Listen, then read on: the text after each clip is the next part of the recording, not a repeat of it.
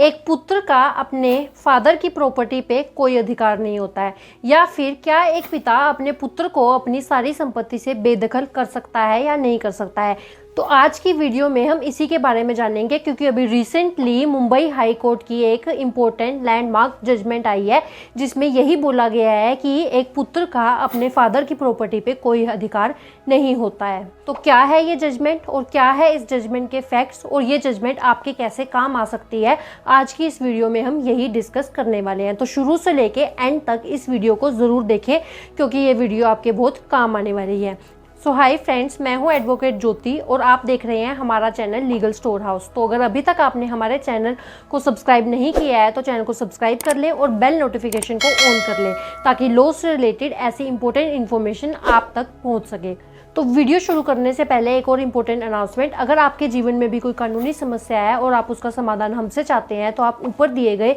Number पर contact करके मुझसे और मेरी टीम से जुड़ सकते हैं और घर बैठे ही अपनी कानूनी समस्या का समाधान पा सकते हैं। तो फ्रेंड्स, बिना किसी देरी के शुरू करते हैं आज की इस वीडियो को।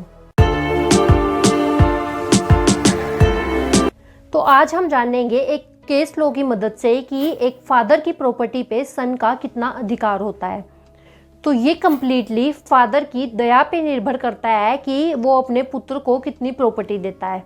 तो इससे रिलेटेड मुंबई हाई कोर्ट में एक बहुत ही इंपॉर्टेंट जजमेंट आया है जिसका नाम है Sonia Faizal Khan versus union of India. तो मुंबई हाई कोर्ट की इस जजमेंट में ये फैसला हो चुका है कि एक फादर की प्रॉपर्टी पे पुत्र का कोई भी अधिकार नहीं होता है। अक्सर ऐसा देखा गया है कि जब बेटा बड़ा हो जाता है और उसकी शादी हो जाती है और बच्चे हो जाते हैं, तो उसके बाद जो पुत्र है वो चाहता है कि सारी की सारी जो प्रॉपर्टी है वो फादर उनके नाम कर दे, और वो अपने पिता के ऊपर दबाव डालने लगता है कि वो प्रॉपर्टी को उसके नाम कर दे। और जब माँ बाप बूढ़े हो जाते हैं तो जो पुत्र है वो अपने माँ बाप की सेवा भी नहीं करता है और उनका इलाज भी नहीं करवाता है, और उसकी यही कोशिश रहती है कि जो फादर की सारी प्रॉपर्टी है वो उसको उनके नाम कर दे। तो ऐसा ही कुछ होता है सोनिया फैजल के इस केस में। इस केस में फादर को डिमेंशिया नाम की एक बीमारी होती है और इसके साथ साथ उनको मल्टीपल स्ट्रोक्स भी हो चुके होते हैं, जिसके चलते उनकी हालत बहुत ख़राब होती है और घर का जो खर्चा है वो भी चलाना बहुत मुश्किल हो जाता है। और वहीं उसका बेटा और बहू कहीं दूर अलग जगह पे रहते होते हैं, और जो उस फादर के बेटा बहू हैं वो उनकी बीमारी में कोई भी हेल्प नहीं करते हैं, ना ही तो उनके मेडिकल एक्सपेंसेस के लिए कोई पैसा देते हैं, ना ही उनकी कोई देखभाल करते हैं। तो अब जो फादर हैं उनकी वाइफ सोनिया फैजल खान कोर्ट में एक पिटीशन फाइल करती हैं और वो कोर्ट की परमिशन मांगती है कि उनके पति के नाम जो भी प्रॉपर्टी है या उनके अकाउंट में जो भी पैसा है वो उनको निकालने की या फिर उस प्रॉपर्टी को बेचने की उनको परमिशन दी जाए, जिससे वो अपने पति का इलाज करा सकें। लेकिन होता क्या है कि इस केस के दौरान ही जो उनका बेटा है वो एक एप्लीकेशन कोर्ट में पुट करता है, और जो बेटा है वो कहता है कि उसको भी इस प्रॉपर्टी में उसका हिस्सा दिया जाए, या फिर अगर उनकी मदर उस प्रॉपर्टी को सेल करती हैं तो उसका जो भी हिस्सा बनता है वो अमाउंट उसको दिया जाए और उस प्रॉपर्टी में उसका भी हिस्सा बनता है। और उनका बेटा कहता है कि उनकी परमिशन के बिना इस प्रॉपर्टी को ना बेचा जाए। लेकिन मुंबई हाई कोर्ट ने बेटे की इस एप्लीकेशन को डिसमिस कर दिया, और जो मुंबई हाई कोर्ट है उसका ये कहना होता है कि एक फादर की सेल्फ एक्वायर्ड प्रॉपर्टी के ऊपर एक बेटे का कोई भी अधिकार नहीं होता है। तो अब यहाँ पे ध्यान से सुनिए ये इम्पोर्टेंट चीज़ कि एक फादर की सेल्फ एक्वायर्ड जो प्रॉपर्टी है, यानी कि सेल्फ एक्वायर्ड प्रॉपर्टी जो उन्होंने खुद अपनी मेहनत से, अपनी कमाई से, अपने जीवन काल में कमाई है, खुद अपनी मेहनत से बनाई है, या फिर उनको एज अ विल या एज अ गिफ्ट में मिली है, वो उनकी सेल्फ एक्वायर्ड प्रॉपर्टी होती है। तो ऐसी जो स्व अर्जित या फिर सेल्फ एक्वायर्ड प्रॉपर्टी होती है उस पर एक बेटे का कोई भी अधिकार किसी भी तरीके से नहीं होता है।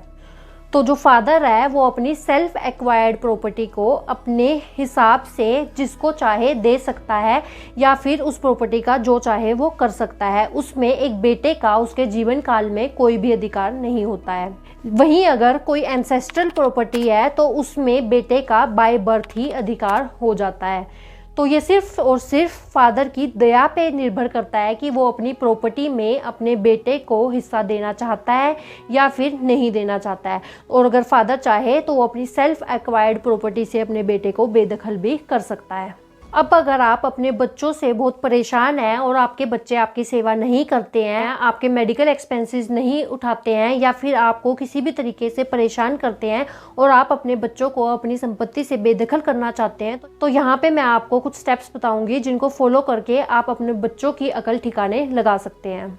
तो सबसे पहले तो आप अपने पुत्र या पुत्री को एक लीगल नोटिस भेज सकते हैं, जिसमें आपको ये लिखना होगा कि मैं अपने पुत्र या पुत्री को अपनी संपत्ति से बेदखल कर रहा हूँ। तो यहाँ पे आपको ये भी मेंशन करना है कि आपके जो बच्चे हैं, आपका जो लड़का है या लड़की है, वो आपकी देखभाल नहीं करते हैं, आपके एक्सपेंसेस नहीं उठाते हैं और आपको परेशान करते हैं, इसलिए आप उनको अपनी संपत्ति से बेदखल करते हैं। और दूसरे स्टेप में आपको ये काम ज़रूर करना है कि 2 न्यूज़पेपर में आपको एक छोटा सा आर्टिकल छपवाना है, जिसमें आपने यही लिखना है कि आप अपने पुत्र या पुत्री को अपनी संपत्ति से बेदखल कर रहे हैं। तो आपको ये जो है एक इंग्लिश न्यूज़पेपर और अपने एरिया की लोकल लैंग्वेज में कोई न्यूज़पेपर है तो उस लैंग्वेज के न्यूज़पेपर में आपको ये आर्टिकल छपवाना होगा। और इसके बाद भी अगर आपके बच्चे नहीं मानते हैं तो आप इविक्शन सूट भी फाइल कर सकते हैं। तो इस इविक्शन सूट में आपको अपनी सारी प्रॉपर्टी के डॉक्यूमेंट्स लगाने होते हैं। इसके बाद कोर्ट जो है वो आपके बच्चों को आपके प्रॉपर्टी से निकलने का ऑर्डर कर सकते हैं, लेकिन उसके बाद भी अगर आपके बच्चे नहीं निकलते हैं तो आप पुलिस की मदद से उनको निकाल सकते हैं। इसके अलावा 4th स्टेप में अगर आप चाहते हैं कि आपके बच्चे आपके इलाज के लिए कुछ पैसे दें, तो बहुत से लोगों को ये पता ही नहीं होता कि वो भी अपने बच्चों से मेंटेनेंस मांग सकते हैं। तो इसके लिए एक स्पेशल सीनियर सिटीजन्स एक्ट बनाया गया है, जिसके तहत अगर आपको कोई बीमारी है और आप चाहते हैं कि आपके बच्चे उसका खर्चा दें, या फिर आप अपना जो खर्चा है वो नहीं चला पा रहे हैं, तो आप अपने बच्चों से मेंटेनेंस भी क्लेम कर सकते हैं। और इसके अलावा अगर आप इन सब झमेलों में नहीं पड़ना चाहते तो आप एक काम कर सकते हैं कि आप एक रजिस्टर्ड विल करा सकते हैं, और इस विल में आप लिख सकते हैं कि आपके बेटे या बेटी को प्रॉपर्टी ना मिले, या फिर अगर आप अपने हिसाब से अपने बच्चों के बीच प्रॉपर्टी को बांटना चाहते हैं, अपनी डेथ के बाद देना चाहते हैं, तो वो आप अपने विल में लिख सकते हैं। और आप जो है उस प्रॉपर्टी का हिस्सा भी लिख सकते हैं कि कौन सा हिस्सा, कितना पार्ट कौन से बच्चे को दिया जाए,